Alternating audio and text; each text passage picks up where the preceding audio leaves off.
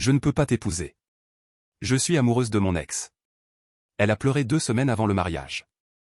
Alors, j'ai tout annulé, vendu la maison et déménagé dans un autre état. Je ne peux pas t'épouser. Je suis amoureuse de mon ex. Ces mots ont mis fin à tout. Elle a pleuré pendant 2 semaines avant le mariage. Alors j'ai tout arrêté. J'ai annulé la cérémonie, vendu la maison, et pris la route vers un autre état. Les cartons de déménagement sont arrivés un mardi, je m'en souviens clairement parce que le soleil filtrait à travers la grande fenêtre en arc que nous avions tant aimée, faisant briller la poussière suspendue dans l'air comme une pluie de minuscules particules dorées.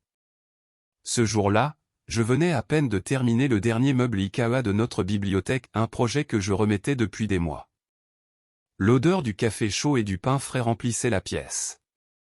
Tout semblait paisible, presque parfait, un de ces moments simples qu'on enregistre quelque part dans sa tête sous l'étiquette souvenir heureux. Sophie était assise à la table à manger, encerclée par un champ de bataille organisé de préparatifs de mariage, classeurs ouverts, échantillons de tissus, et des cartons de placement colorés éparpillés autour d'elle. Elle écrivait les noms à la main, avec cette écriture ronde et élégante dont elle était fière. Elle disait souvent que c'était la seule chose vraiment utile que sa mère lui ait apprise. « Regarde ça !» m'avait-elle dit en levant l'un des cartons. Monsieur et Madame Randerson. Elle trouvait que ça sonnait officiel, presque solennel. Je m'étais approché, essuyant la sueur sur mon jean, et je l'avais embrassée sur le sommet de la tête. Ses cheveux sentaient le shampoing à la noix de coco et la vanille. C'est officiel, avais-je murmuré. 2 semaines. On y est presque. Elle avait souri, mais ce sourire n'avait pas touché ses yeux. Ces derniers temps, je voyais souvent cette ombre dans son regard, ce genre d'absence que j'attribuais au stress des préparatifs. J'étais architecte, je connaissais la pression, les nuits blanches, les listes interminables de petits détails à régler. Alors quand elle avait dit d'un ton léger qu'on devrait peut-être prévoir une table à part pour les enfants, les jumeaux de ta cousine sont un peu trop énergiques, avait-elle plaisanté, j'avais simplement répondu. Fais comme tu veux, mon amour. C'est toi la PDG de cette opération. Oui, j'accepte, avait-elle dit avec un petit rire. Et moi, je vais préparer plus de café. C'était ça, notre vie, des silences confortables, des projets partagés, des taquineries douces. On avait bâti quelque chose ensemble, une maison, un futur, nous. Pendant 3 ans, j'avais cru que c'était la construction la plus solide de ma vie. Jusqu'à ce soir-là, où tout s'est effondré sans bruit. J'étais au lit, plongé dans un roman sur ma tablette. Elle, silencieuse toute la soirée, prétendait avoir mal à la tête. Elle ne s'était pas couchée, elle s'était assise sur le bord du lit, me tournant le dos, et le bruit des ressorts avait rompu le silence. « Liam, dit-elle enfin, d'une voix basse et tendue. Il faut qu'on parle. » J'avais posé la tablette. Mon cœur s'était contracté, ce genre de sursaut que l'on ressent juste avant la chute d'une montagne russe. D'accord. Qu'est-ce qu'il y a? C'est encore la coordinatrice du mariage? Je dois y aller? Non, ce n'est pas le lieu. Elle avait pris une longue inspiration, tremblante. C'est tout, en fait. Je m'étais redressé, le dos contre la tête de lit. Comment ça, tout? Parle-moi. Elle s'était enfin retournée. Dans la lumière faible de ma tablette, j'ai vu ses joues striées de larmes. Mon premier réflexe avait été de la prendre dans mes bras, mais je m'étais figé. Il y avait entre nous quelque chose d'invisible, mais solide, comme un mur. Je ne peux pas faire ça, murmura-t-elle. Je suis désolé, Liam. Je ne peux pas t'épouser. Le monde ne s'est pas effondré, il s'est simplement arrêté. Le bourdonnement du frigo s'est tu. Le tic-tac de l'horloge sur la table de chevet a disparu. Il ne restait que le battement lourd de mon propre cœur dans mes oreilles. De quoi tu parles? Avais-je demandé, étrangement calme.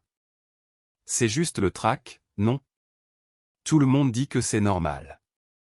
Elle avait secoué la tête, les larmes redoublant. Ce n'est pas du trac. C'est mon cœur. Il n'y est pas. J'avais répété la phrase, incrédule. Pas là? Sophie, on a acheté une maison ensemble. On partage une assurance. Le mariage, c'est dans 2 semaines. Ton cœur semblait très présent ces 3 dernières années. Je sais, avait-elle dit, la voix brisée. Je croyais qu'il y était. J'ai vraiment essayé. Mais chaque fois que je regarde les cartons, que je goûte les gâteaux, que je choisis une chanson pour la première danse, je pense à lui. Pas à nous. Le souffle m'a manqué. Il n'y avait qu'un seul lui possible. Ryan. L'ex d'avant moi. Le type à la moto, au sourire trop confiant. Celui qui lui avait brisé le cœur, et dont le fantôme avait plané sur toute notre histoire. Ryan, ai-je dit. Elle avait hoché la tête, secouée de sanglots. Il m'a recontacté il y a quelques mois. Au début, c'était juste pour parler. Et puis tout est revenu, la passion, l'intensité. Ce n'était jamais comme ça entre nous, Liam. Avec toi, c'est doux, stable, mais avec lui, je me sens vivante. Chaque mot était une lame parfaitement affûtée. Alors si je comprends bien, ai-je dit d'une voix sans colère, pendant tout ce temps, pendant qu'on planifiait le mariage, qu'on réservait la salle, qu'on envoyait les invitations, qu'on achetait une foutue maison où tu étais émotionnellement avec ton ex. Ce n'est pas comme ça. Avait-elle insisté. Je ne voulais pas te blesser. C'est arrivé, c'est tout. Je suis juste, perdu. Je ne peux pas t'épouser alors que j'aime encore quelqu'un d'autre. Ce ne serait pas juste pour toi. L'hypocrisie de cette phrase était presque comique. J'ai failli rire, mais rien n'est sorti. J'ai simplement regardé autour de la chambre la photo de nous sur la commode, nos vêtements mêlés dans le placard, et, par la porte entr'ouverte, la pile de dossiers du mariage. Tout autour de moi semblait faux, comme un décor fragile dressé pour une pièce qui venait de se terminer. L'homme que j'étais, il y a encore 2 minutes, aurait supplié. Il aurait ressassé nos plus beaux souvenirs, promis d'être plus spontané, plus passionné, moins prévisible. Il aurait tout tenté pour la garder. Mais cet homme-là venait de disparaître, dissous en 6 phrases. Je la regardais, cette femme qui pleurait non pas seulement parce qu'elle me brisait le cœur, mais parce qu'elle détruisait aussi le sien en le faisant. Elle se voyait comme l'héroïne d'une tragédie, déchirée entre Liam, le choix sûr et stable, et Ryan, le souffle du passé, dangereux et imprévisible. Et moi, j'en avais fini de jouer le rôle du personnage secondaire dans sa petite histoire dramatique. Je basculais les jambes hors du lit et me levais. Un calme absurde m'envahit, le genre de sérénité qu'on ressent après un diagnostic terrible, quand tout est dit et qu'il ne reste plus qu'à agir. D'accord, dis-je simplement. Elle releva les yeux, les sanglots suspendus dans l'air. D'accord? Qu'est-ce que ça veut dire? Ça veut dire que j'ai compris, répondis-je en me dirigeant vers la porte. Tu aimes Ryan. Tu ne peux pas m'épouser. Message reçu. Liam, attends. S'écria-t-elle, se levant d'un bond. Tu ne vas rien dire d'autre? Tu ne vas pas te mettre en colère? Me crier dessus? Quelque chose? Je m'arrêtai sur le pas de la porte, la main posée sur le chambranle. Son visage était rouge, confus, noyé de larmes. Elle attendait une scène, un éclat, un moment de cinéma pour clore son drame. Mais je ne lui offris rien de tout ça. Qu'est-ce que tu veux que je dise, Emma? Tu as été très claire. Tu trouves ce qu'on a confortable. Tu penses qu'il te fait te sentir vivante. Je ne vais pas te supplier de donner de la valeur à une vie que tu as déjà décidé de jeter. Je me retournai et traversai le couloir jusqu'à la chambre d'amis. Le plancher froid sous mes pieds me ramena à la réalité. Derrière moi, j'entendis un sanglot étouffé. Je ne me retournai pas. La première phase était terminée. La démolition venait de commencer. Je ne dormis pas cette nuit-là. Je restai assis dans le vieux fauteuil de la chambre d'amis, les yeux fixés sur l'horloge digitale, regardant les chiffres passer de 11h59 à minuit. 13 jours. Il restait 13 jours avant ce qui devait être mon mariage. Cette pensée ne m'apporta aucune douleur, juste une liste de tâches à accomplir. L'engourdissement finit par se dissiper, remplacé par une lucidité froide, chirurgicale. Le deuil, c'était un luxe que je ne pouvais pas encore m'offrir. Pas maintenant. Pas avant d'avoir démantelé tout ce que nous avions construit. À 7h01, j'entendis la porte de la chambre principale s'ouvrir. L'eau de la douche coula. J'attendis que tout redevienne silencieux avant de sortir. Emma était dans la cuisine, assise à la table, une tasse de thé entre les mains. Ses yeux étaient gonflés, rouges, perdus. Quand elle me vit, elle sembla chercher quelque chose dans mon visage, une trace d'émotion, un signe de lutte. « Tu as changé d'avis ?» demanda-t-elle d'une voix fragile. « Tu vas te battre pour nous ?» Je passai devant elle sans la regarder, me dirigeant vers la cafetière. « Liam ?» insista-t-elle doucement. « J'ai des appels à passer, » dis-je d'un ton neutre, comme si je parlais de la météo. « Et je dois faire la vidange de la voiture. » Je remplis ma tasse de café, entrai dans le bureau et fermai la porte derrière moi. Le premier appel fut le plus difficile. Ma mère décrocha au deuxième son, joyeuse comme toujours. « Liam ? » ?»« Bonjour, mon chéri. Ton père et moi, on finit la liste des invités pour le dîner de répétition. » Je pris une longue inspiration. Il n'y avait pas de manière douce de dire ça. « Maman, le mariage est annulé. » Un silence.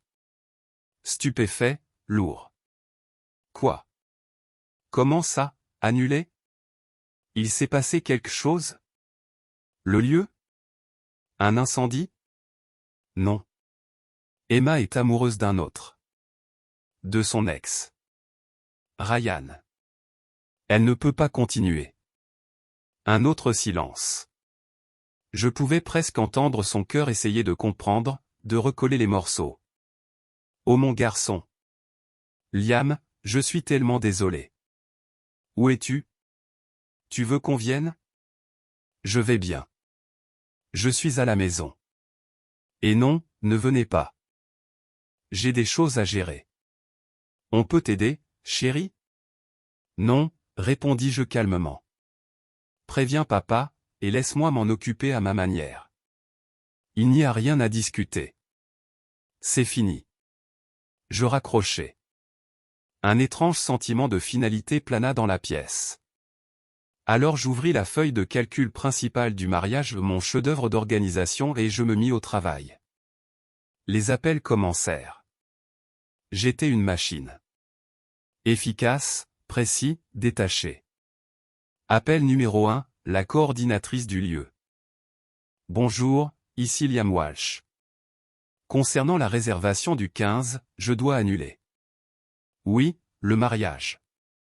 La mariée est amoureuse de son ancien partenaire. Non, il n'y aura pas de report. Envoyez-moi simplement la facture finale, avec les frais d'annulation. Merci. Clic. Appel numéro 2, le traiteur. Bonjour, c'est Liam Walsh. Je dois annuler la commande pour le 15. Motif ? Disons, différence irréconciliable du cœur. Merci d'envoyer la facture par email. Clic.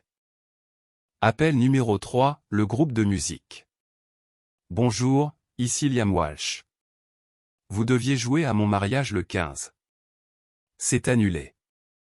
Oui, c'est une situation moche. Envoyez-moi la note. Clic. J'étais brutalement honnête. Chirurgical. J'utilisais les mots annulé et amoureuse de son ex comme un scalpel. Pas de place pour la pitié, pas de flou, pas de drame. C'était ma façon de reprendre le contrôle. Vers midi, je sortis du bureau pour prendre un verre d'eau. Emma était assise sur le canapé, enveloppée dans une couverture, son téléphone à la main. Elle avait l'air perdue, comme si le monde s'était effondré autour d'elle. « Le groupe vient de m'envoyer un message », dit-elle d'une voix plate. « Ils disent qu'ils regrettent l'annulation. Comment est-ce qu'ils sont au courant? C'est moi qui leur ai dit, répondis-je en remplissant mon verre. Tu leur as dit quoi? Je me tournai vers elle. Pour la première fois, je vis dans ses yeux non plus du chagrin, mais de la honte. J'ai dit que la mariée était amoureuse de son ex, et que le mariage était annulé. Ça m'a paru le moyen le plus simple d'éviter toute confusion. Son visage se figea. Tu n'avais pas besoin de dire ça, murmura-t-elle. Tu m'humilies. Un sourire froid effleura mes lèvres. Non, Emma, dis-je calmement. Tu t'es humiliée toute seule. Moi, je ne fais que gérer les conséquences. Je retournai dans le bureau et repris le téléphone. Le prochain appel fut pour un agent immobilier que je connaissais par le travail. Je veux mettre la maison en vente, dis-je. Elle est meublée? Oui. Et je veux qu'elle parte vite.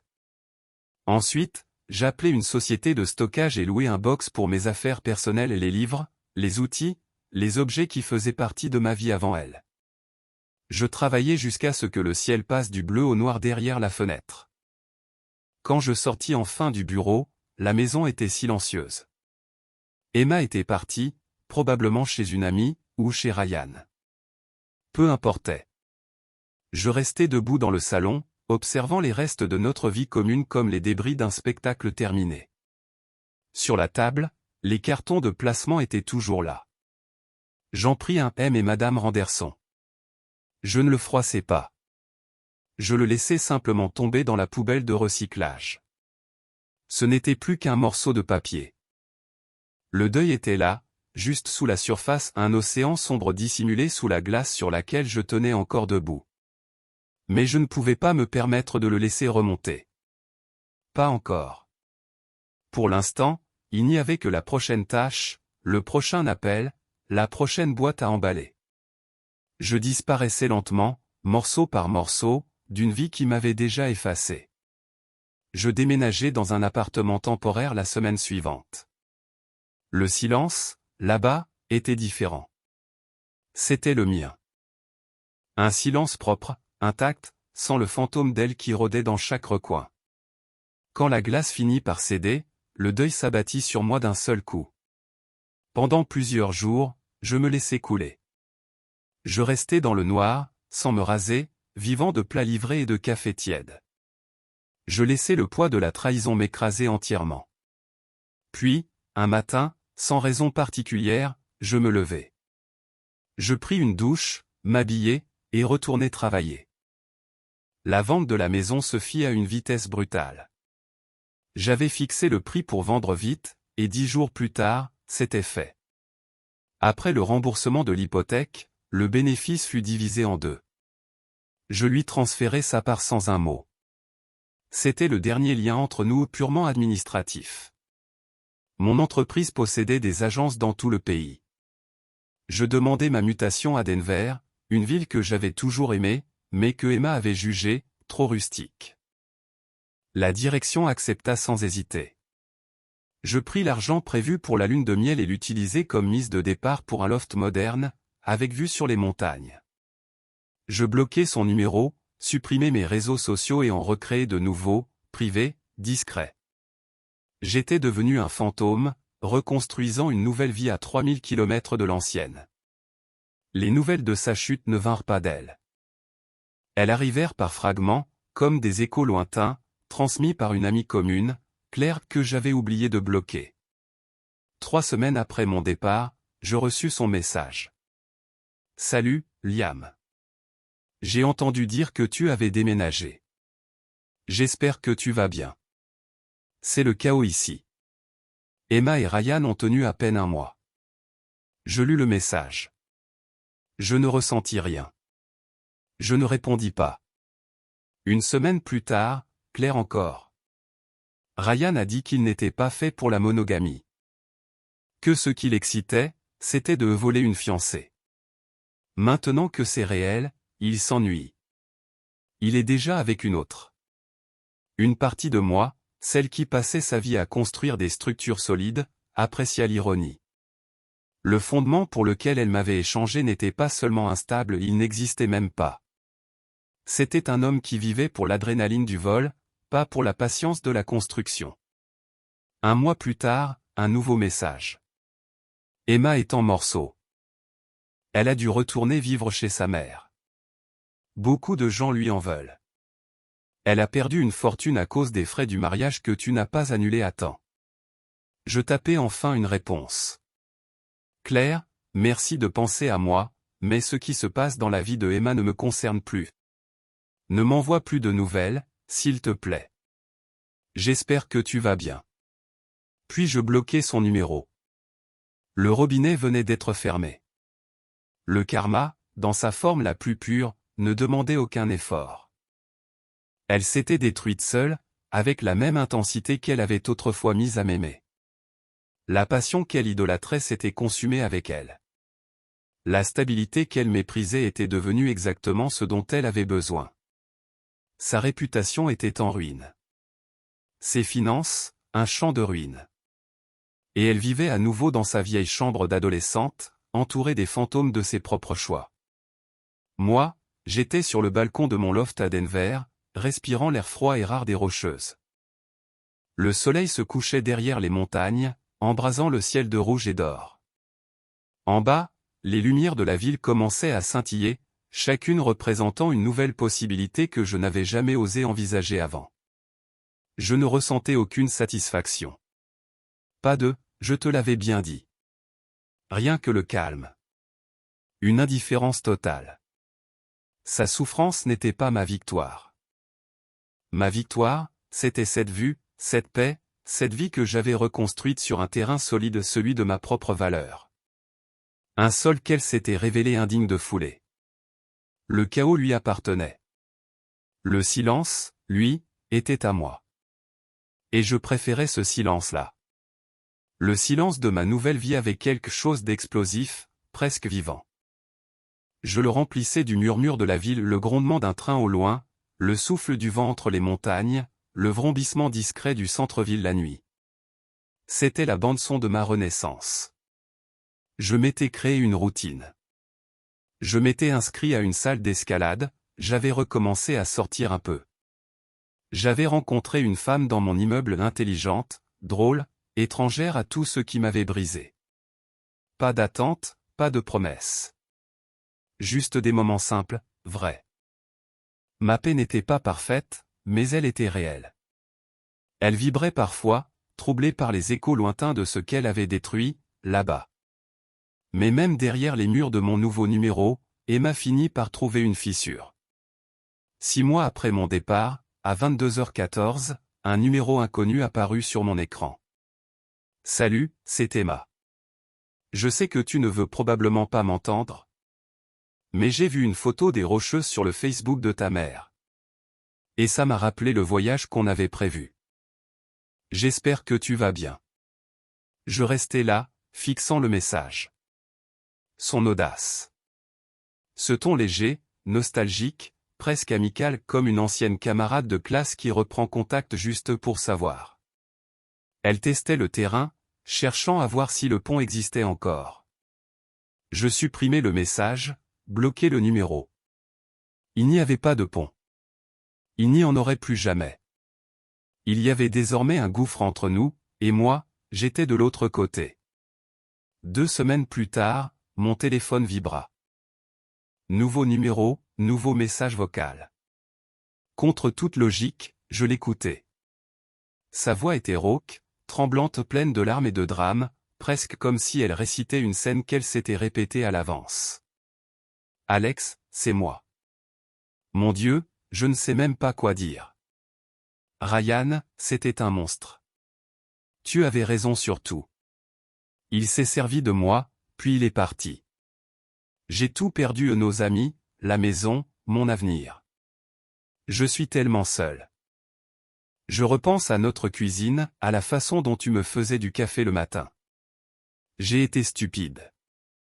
J'ai détruit la meilleure chose qui me soit jamais arrivée. S'il te plaît, rappelle-moi. J'ai besoin d'entendre ta voix. Je restai silencieux quelques secondes après la fin du message. Ce que je ressentis n'était pas de la colère, ni même de la compassion. Juste une pitié distante, presque clinique, la même qu'on éprouve pour un personnage d'un vieux film tragique qu'on sait déjà condamné. Elle ne s'excusait pas de m'avoir blessé. Elle pleurait les conséquences de ses propres choix. Elle regrettait le café du matin, la sécurité, la douceur d'une routine, mais pas moi. Pas l'homme qu'elle avait trahi. Je supprimai le message sans hésiter. Le suivant arriva par un autre intermédiaire.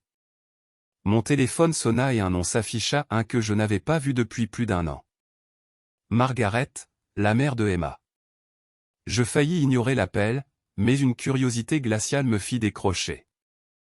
Marc, c'est Margaret.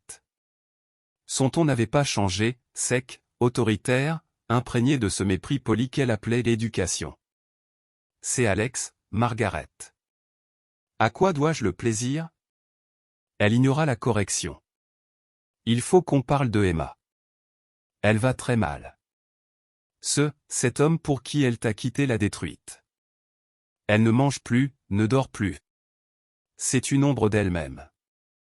Je suis désolé d'entendre ça, répondis-je d'une voix plate, sans la moindre trace d'émotion. Tu ne vas rien faire? S'exclama-t-elle, la voix montant d'un ton. Tu as aimé cette fille. Un vrai homme aurait un peu de compassion. Elle a fait une erreur, Alex. Les gens en font. Tu ne tiens vraiment plus du tout à elle? C'était le moment clé et le piège tendu. Si je cédais, je replongerais dans le drame. Si je me mettais en colère, je lui prouverais que je ressentais encore quelque chose. Je choisis la vérité. La vérité, Margaret, dis-je calmement, c'est que Emma n'a pas commis une erreur. Elle a fait un choix, en pleine conscience. Un choix de me trahir 2 semaines avant notre mariage. La femme dont vous parlez, celle qui ne dort ni ne mange, fait simplement face aux conséquences de ses propres décisions. Son bien-être ne me regarde plus. Et ce n'est plus le cas depuis longtemps. J'espère sincèrement qu'elle trouvera l'aide dont elle a besoin, mais cette aide ne viendra pas de moi. Je raccrochai alors qu'elle protestait encore. Et je sus, au fond de moi, que c'était le coup de grâce. La logique froide et implacable est une arme terrible. Elle ne laisse aucun point d'appui émotionnel à l'autre. Et pour Emma, c'était insupportable. Elle n'avait plus de scène, plus d'audience, plus d'écho. Il fallut moins de 24 heures pour que le masque tombe. À 23h47, un nouveau message. Numéro inconnu. Tu es un salaud froid et sans cœur. Tu ne m'as jamais aimé, sinon tu aurais combattu pour moi. Tu as juste abandonné. Tu es un lâche. Heureusement que je ne t'ai jamais épousé. Là, je vis enfin les vraies couleurs. Amertume. Déni. Hypocrisie. Elle avait réécrit l'histoire. Dans sa version, j'étais devenu le méchant, celui qui n'avait pas su se battre pour elle. Le lâche qui l'avait abandonné, au lieu de la supplier de rester après sa trahison. Elle transformait son naufrage en martyr, et moi en bourreau. Je ne bloquais pas ce numéro. Je me contentais d'effacer le message. Elle venait de jouer sa dernière carte et c'était un joker sans valeur. Elle n'avait plus aucun pouvoir. 1 an plus tard, jour pour jour, je signais les papiers de ma mutation. Mon entreprise m'envoyait dans mon ancienne ville pour une grosse présentation. La première fois que j'y remettais les pieds. La ville me sembla plus petite, presque étouffante, comme un costume que j'avais depuis longtemps cessé de porter. La présentation fut un succès.